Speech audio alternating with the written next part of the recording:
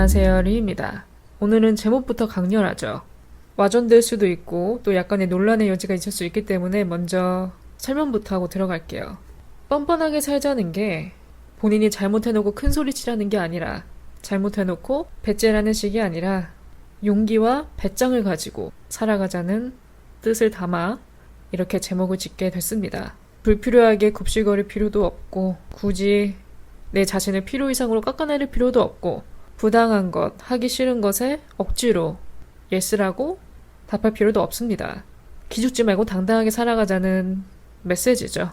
여러분들은 살아오시면서 이런 생각 한 번쯤 해보셨는지 모르겠네요. 착하게 살아봤자 아무 소용없다. 백날 남한테 잘해줘봤자 아무 소용없다고 느낀 순간 있으신가요? 이게 꼭 굳이 내가 겪은 일이 아니더라도 제3자 입장에서 본 사건들, 제3자 입장에서 관찰한 사건들을 보다 보면 마냥 착하게만 사는 게 능사가 아니라는 진리를 깨달을 때가 있어요. 평생을 일만 하며 고생해온 사람이 어떤 불의의 사고로 세상을 일찍 떴을 때, 혹은 어떤 질병으로 세상을 등질 때 이런 말들 하죠. 평생을 희생만 하고 산 사람인데 하늘도 무심하지. 왜 이렇게 착한 사람만 데려갈까? 더 나아가 이 세상에 신은 없다고 믿는 사람들까지도 있죠. 신이 있다면 왜 나쁜 사람들은 떵떵거리며 잘 살고 착한 사람들만 피해를 볼까? 이건 틀린 이치다 라고까지 여기는 사람들도 있죠. 이거를 어떻게 설명할 길이 있는지 모르겠어요. 어떻게 말로 설명이 안 되죠? 이런 세상의 일들은. 정의는 살아있다, 정의는 승리한다고 믿는 저도 세상이 정의롭게만 돌아가지 않는 일들을 볼 때 답답하기도 하고, 방금 언급했듯이 이걸 어떻게 설명해야 될까? 설명할 길이 없는 거죠. 더 나아가 때로는 이럴 거면 굳이 뭐하러 착하게 살아야 되나? 뭐하러 선하게 살지? 차라리 나쁘게 사는 게 나를 더 지키는 법 아닌가? 내가 더 떵떵거리고 살 수 있는 법 아닌가? 이런 생각까지 들 때도 있어요. 뉴스만 보면 나쁜 사람들이 판을 칩니다. 직업, 지위에 상관없이 나쁜 사람들만 활개하는 것 같아요. 그래서 때로 세상이 악하다고만 여길 수 있지만 또 그렇지만도 않습니다. 어려울 때 고민도 없이 도움의 손길을 내미는 사람, 남을 돕고자 하는 사람, 정의롭고 착한 사람들도 있습니다. 하지만 동시에 나쁜 사람들도 존재하죠. 남의 등쳐먹으려는 사람, 착하고 순진한 사람을 이용해 먹으려는 사람, 주제넘게 사람을 깔보는 사람, 무시가 몸에 배어있는 사람, 자기 배 채우고자 남의 밥그릇 뺏는 사람, 죄짓고도 당당한 사람 등 악한 사람들도 존재해요. 내가 이런 류에 속하지 않는다면 내가 할 일은, 또 우리가 할 일은 나 자신과 내 주변 사람들을 지키는 거죠. 저는 개인적으로 맹목적으로 착한 사람보다는 바른 사람이 되어야 된다고 생각합니다. 그러려고 노력하고 그 노력해가는 과정 자체가 인생인 것 같아요.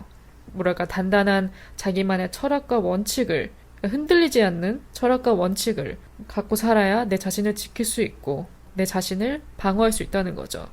때로는 필요하다면 경계선을 그을 줄 아는 사람이 되어야 하고요. 경계선을 잘 그을 줄 아는 사람, 선을 잘 그어야 한다는 말을 하고 나니까 이 단어가 떠오르더라고요. 바로 거절. 거절 잘하는 법. 어떻게 하면 거절을 잘할까? 거절 못해서 타이라는 말 정말 많이 하죠, 사람들이. 실제로 이런 문제 갖고 있는 사람들도 있고요. 누군가는 거절을 정말 깔끔하게 잘하는 사람이 있는가 반면 못해서, 마음은 하고 싶은데 그렇게 못해서 항상 후회하는 사람들도 있습니다. 영어에서도 그런 표현이 있죠. Yes man. How to avoid a yes man. 이란 주제로 한 유튜브 영상이나 팟캐스트 에피소드 등 정말 많아요. 어떻게 보면 유니버설 프로블럼 아닐까 싶어요. 저는 살아오면서 거절이란 것을 해야 되는 순간 내 노인적이 많지는 않아요. 하지만 분명히 존재합니다. 저도 사소한 거절부터 좀 어려운 거절까지 해야 되는 상황이 몇 가지 있긴 있었어요. 이렇게 돌이켜보면은. 특히 이제 그런 게 가까운 사람들과의 문제일수록 좀 더 애매해집니다. 갈등이 심해져요. 나랑 다신 안 볼 사람의 부탁이라면, 친하지 않은 사람의 부탁이라면 거절하는 게 그렇게 문제가 아닌데, 가까운 사람의 부탁일수록 망설여지거든요. 예를 들어, 정말 이건 일상적인 예시지만, 난 정말 집에서 쉬고 싶은데 친구가 놀러 가자 한다. 누군가는 야, 나 너무 피곤해, 다음에 놀러 가자. 이거 쉽게 말할 수 있는 반면 누군가는 뭔가 이 말조차 망설여지는 거예요. 괜히 친구가 상처받을까? 혹은 이게 뭐 내 우정에 영향을 끼칠까? 해가지고 거절을 고민하게 되죠.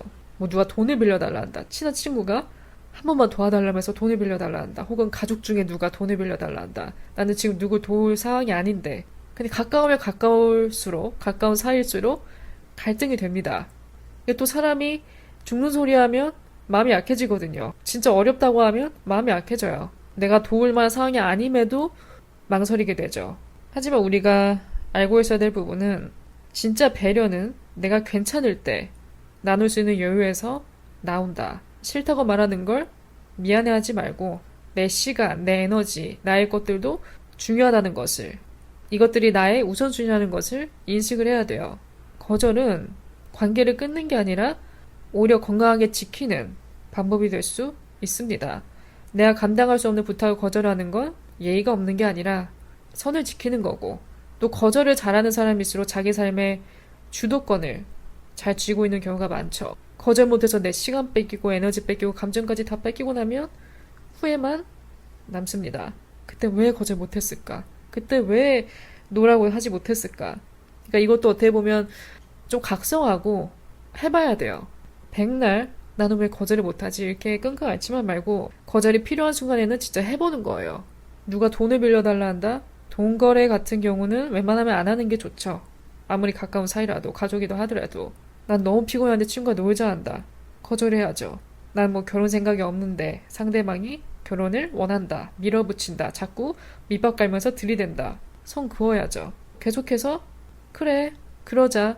이렇게만 하면 상대방은 와, 이 사람은 진짜 배려심이 많구나. 날 정말 생각해주는구나. 이렇게 나를 여기는 게 아니라 얘는 싫다 안 하네?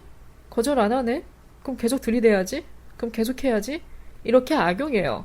호의가 지속되면 권리인 줄 안다 라는 그런 말도 있듯이 내가 no 라고 하지 못하고 계속 yes만 하면 얘는 이런 사람이구나. 상대방은 그렇게 인식한다는 거죠.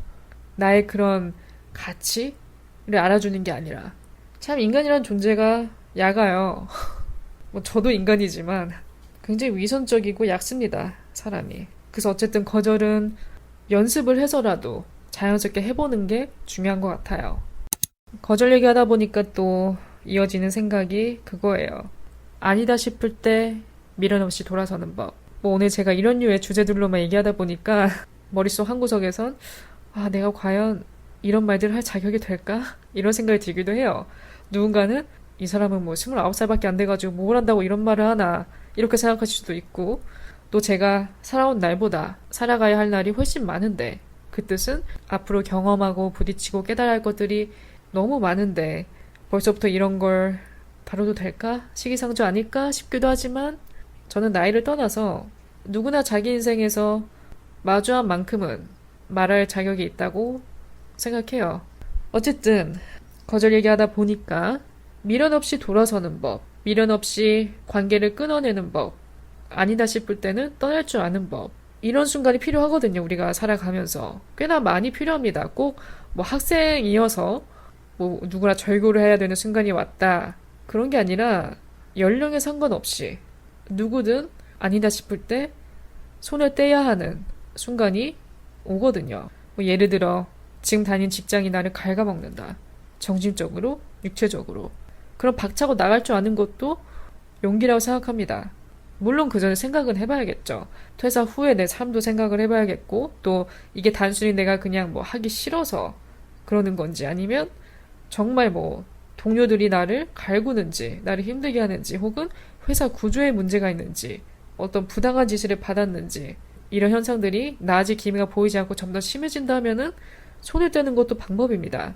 대체로 망설이는 게 그거죠. 여기 없으면 어디 갈 데 없을까봐. 금전 문제가 걸릴 수도 있고요. 물론 퇴사가 경제 상황이 아주 심각한 문제를 끼친다 하면은 퇴사 전까지 최대한 좀 준비를 해놓는다던가, 미리 대비를 해놓은 다음에 손을 떼던가, 그렇게 해서 시간을 버는 것도 방법이 될 수 있고, 꼭 그런 상황이 아니라면 굳이 참지 말고 버티지 말고 손 떼는 것도 방법이에요. 다 살 길은 있습니다. 그 직업 아니어도 다 살 길 있어요. 하늘이 무너져도 솟아날 구멍은 있다고 하죠. 이 말이 되게 와닿지 않을 수가 있습니다. 이 말을 모르는 사람이 없죠. 누구나 이제 머릿속은 알고 있고 또 많이 들어서 알고 있지만 이게 그 상황에서는 잘 안 와닿아요. 내가 이 절벽과 절벽 사이에 서 있는 느낌. 내가 여기서 점프해버리면 뭔가 낭떠러지 밑으로 떨어질 것 같은 느낌. 그럴까봐 두려워서 결단을 못 내리는데 오히려 눈 한번 꽉 감고 힘껏 발을 떼본다면 낭떠러지가 아닌 그 다음 절벽에 착지할 수도 있습니다. 해보기 전까지 모른다는 거죠. 해봐야 한다는 거죠. 또 뭐 연인이 나를 대하는 태도가 미묘하게 변했다. 연애에서의 금이 가기 시작했다. 뭔가 나보다 이제는 친구를 더 많이 만나는 것 같고 주말이면 나랑 시간 보낼 생각은 안 하고 밖으로 나돌아다닌다. 친구 만나러 다닌다. 나에게 시간, 노력을 쓰지 않는다. 뭐하러 만나요? 나를 작아지게 만든 사람을 만날 필요가 없죠. 헤어지는 결심에 있어서 발목 잡는 것 중 하나가 그거예요. 아, 이 사람을 헤어지면 또 새로운 사람을 언제 만나나? 언제 어디서 만나서 또 데이트 나가고 알아가고 그 짓을 언제 다시 하나? 원점으로 돌아가서 그 패턴을 다시 겪을 생각을 하니까 까마득해서 마지못해 붙잡고 있는 경우가 있죠. 하지만 그건 아닙니다. 지금 이 순간에는 와닿지 않을 수 있어요. 이런 사람 또 못 만날 것 같은 기분, 다시는 사랑하지 못할 것만 같은 기분. 다 일시적인 겁니다. 이 세상에는 분명 나를 더 아껴주고 사랑해주고 높여주고 존중해준 사람은 반드시 존재해요. 또 친구 사이에서도 예를 들 수 있죠. 우정이 금이 가기 시작했는데 이 오래된 우정이란 명목으로 끊어내기가 애매해요. 뭐 객관적으로 봤을 때 이 친구가 도덕적으로 좀 어긋난 일을 하고 있다. 굉장히 실망을 주고 있다. 뭐 나한테 어떤 실수를 했다. 실수가 뭐 반복된다. 우정에 이런저런 금이 생긴다. 거기에는 금전적인 게 끼어있을 수도 있고 뭐 이성적인 문제가 껴있을 수도 있고 어쨌든 끊어내야 하나? 라는 기분이 든다면 그 관계는 정말 다시 한번 생각해봐야 되는 게 맞아요. 근데 발목 잡는 건 이 기간, 이 친구와 우정을 다져온 기간, 알아온 기간이 한 뭐 10년 이상인데 어렵죠 이런 경우는. 근데 아니라면 끊어낼 줄 아는 것도 필요해요. 어쨌든 뭐 직장, 연애, 인간관계 등 떠나야 타이밍을 알면서도 못 떠나는 이유는 아쉬움 때문입니다. 또 연민이라는 게 있죠. 이 연민이라는 게 굉장히 무서워요. 연민 하나로 자기 인생 망치기가 쉽다는 거죠. 미련은 과거의 판타지라고 합니다. 제가 생각해낸 말은 아니고요. 주워 들었습니다. 현재 내 행복을 발목 잡는 거라면 과감히 끊어낼 줄 알아야 하고요. 나 자신의 상처 안 주는 쪽으로 선택하는 용기가 필요하다는 거죠. 마지막 세그먼트는 자존감을 키워드로 얘기해보고 싶습니다. 오늘 제가 정의한 뻔뻔하게 살아가는 방법에서 중요한 자세가 또 당당한 자세인데 어떤 당당한 자세냐? 그 중에 하나는 나도 부족할 거 없다, 꿀릴 거 없다는 자세라고 생각해요. 내가 가진 걸 인정하는 거예요. 내가 가진 걸 부끄러워하지 않고 담담하게 인정하는 태도. 이게 진짜 자존감이 아닐까 싶습니다. 객관적으로 봤을 때 난 뭐 외모가 출중하다 하면은 인정하면 돼요. 저는 외모도 능력이라고 생각합니다. 이 말에 동의해요. 그렇다고 뭐 난 잘생겼어, 난 예뻐, 내 입으로 말하고 다니라는 얘기가 아니라 자랑하라는 얘기가 아니라 그게 내가 가진 능력 중 하나라면 그렇게 인정하는 거예요. 인지하고 있는 거죠. 뭐 이것을 이용해서 뭐 내 특기로 직업으로 전환할 수 있다? 그러고 싶다 하면은 해보는 거예요. 뒤에서 묵묵히 해보는 거죠. 또 누가 칭찬해준다 하면 감사하게 받아들이고 난 뭐 공부를 잘한다. 뭐 공부를 잘한다는 게 공부 머리가 타고났을 수도 있지만 또 내 노력이 깃들여 있을 거 아니에요? 어쨌든 남들보다 의자에 앉아있는 시간이 많았으니까 그 자리에 왔겠죠. 그럼 그건 내가 가진 능력이자 특기예요. 그럼 또 그거를 인정하면 됩니다. 그걸 잘 활용하고 싶다 하면은 활용해보는 거예요. 뭐 직업이든 어느 쪽이든. 뭐 공부를 잘하면 뭐 의사가 될 수도 있는 거고 과학자가 돼서 과학 발전에 힘을 쓸 수도 있는 거고 기술 발전에 힘을 쓸 수도 있는 거고 활용할 수 있는 건 무궁무진하죠. 난 뭐 외국어를 잘한다. 뭐 해외에서 살고 와서 외국어를 잘하던 공부를 해서 외국어를 잘하던 좀 언어 쪽에 특기가 있다 하면 그걸 인정하고 이거를 살려보는 거예요. 기회는 많죠. 외국어를 잘한다면 내가 누굴 가리킬 수도 있는 거고 영어만 되더라도 해외에서 살아가는데 딱히 큰 문제가 없으니까 해외 사이를 꿈꿀 수도 있는 거고 해외 취업을 준비할 수도 있는 거고 뭐 그냥 여행 다니면서 유튜브를 찍을 수도 있는 거고 뭐 어느 뭐 대사관 혹은 외국어 관련된 그런 기관에서 일할 수도 있는 거고 또 뭐 난 좋은 배경을 가지고 태어났다. 뭐 이것도 능력이 될 수 있죠.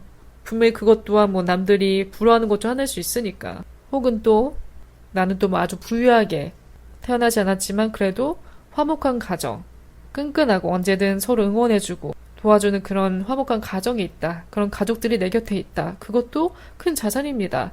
누구는 가지지 못한 걸 수도 있거든요. 그럼 그것을 감사히 여기고 그 틀 안에서 바르게 열심히 살아가면 됩니다. 어떤 사람은 외모, 어떤 사람은 성격, 뭐 공부머리, 배경, 언어 능력 등 누구나 뭔가 하나는 가지고 있는 게 있어요. 사회가 너무 성공만을 능력으로 말하지만 사실 정서적으로 건강한 관계, 긍정적인 태도, 몸과 마음의 회복 탄력성 등도 굉장히 어마어마한 자산이에요. 물론 내가 가진 것을 내 입으로 떠벌리고 다니는 것, 자랑하고 다닌 것, 그것은 좋지 않지만, 보기에 좋지 않지만 그냥 내가 인지하고 인정하고 굳이 내가 그거를 애써 막 부정하거나 그것을 가지고 있음에도 계속 다른 사람과 비교하면서 주눅드는 게 아니라 저 사람이 가진 A는 없지만 나한텐 B가 있어. 이렇게 보는 시각, 관점이 필요하다고 생각해요. 이것을 하염없이 비교의 수단으로 쓰는 게 아니라. 남의 떡은 항상 커 보이는 법이죠. 내가 가지지 못한 것을 남이 가졌을 때 그것이 너무도 크게 느껴지고 또 우리가 보여지는 것만 믿게 되는 경향이 있잖아요. 누구나. 특히 뭐 SNS가 그런 걸 더 부추기죠. SNS 가지고 절대 비교실 느낄 필요가 없는 게 99.9%의 SNS 유저들은 자신의 하이라이트만 SNS에 공유합니다. 누가 자신의 로우라이트를 공유하고 싶겠어요. 남들이 보는 공간에. 자기가 못 먹고 사는 것, 뭐 내가 뭐 연인과 불화가 있는 것, 가족 간에 불화가 있는 것, 그것을 누가 드러내고 싶겠습니까? 내 손으로. 당연히 가장 비난의 순간만 포스팅하죠. 그런 것들만 보고 사니까 우리들은 당연하게 비교를 하게 돼요. 내가 가지지 못한 게 저 사람한테 있는 것 같으니까. 그 사람이 뭘 겪고 있는지 우리가 알 길은 없어요. 아주 뭐 비싼 호텔에 머물고 연인과 깨벗고 알콩달콩한 모습만 올린다. 누가 알아요? 그날 대판 싸웠는지 혹은 뭐 쇼윈도 커플인지 쇼윈도 부부인지 뭐 반대로 정말 행복한 커플일 수도 있는 거고요. 진실은 모르는 거죠.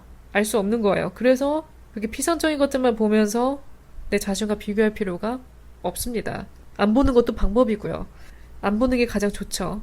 오늘 뭐 뻔뻔하게 살자는 다소 자극적인 제목으로 시작했지만 결국은 내 자존감을 지키는 법, 그리고 기죽지 않고 단단하게 사는 방법을 주제로 여러 가지 저의 의견을 한번 내비쳐 봤습니다. 흥미롭게 들어주셨으면 좋을 것 같고요. 또 사람마다 의견은 다르니까 혹시 여러분들만의 다른 생각, 반대되는 생각, 혹은 뭐 공감 가는 부분이 있다 하시면 전달해 주세요. 오늘도 소중한 시간 내주셔서 저의 이야기를 들어주신 모든 분들 진심으로 감사드리고요. 내용이 마음에 드셨다면 별 5개와 좋은 리뷰 플러스 제가 또 에피소드마다 숄처 릴스도 함께 제작을 해서 올리니까 짧은 쇼폼으로 즐기고 싶은 분들은 유튜브나 인스타그램 확인해 주시고요. 남은 하루 잘 마무리하시고 저도 다음 에피소드로 찾아뵙겠습니다.